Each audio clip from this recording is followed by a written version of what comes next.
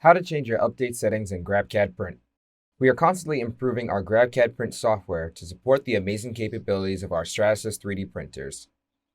However, we do not want our monthly updates to interfere with your 3D printing workflow.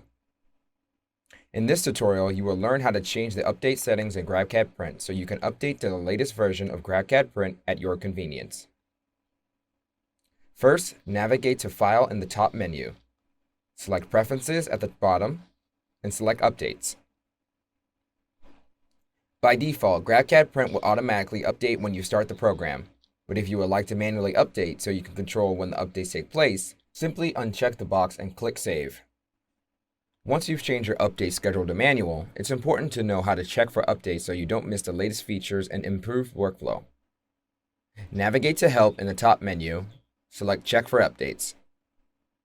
The next message box will tell you if you have the latest version of GrabCAD Print or if you need to update. Be sure to update GrabCAD Print to the latest version so you don't miss out on our new features and enhanced capabilities.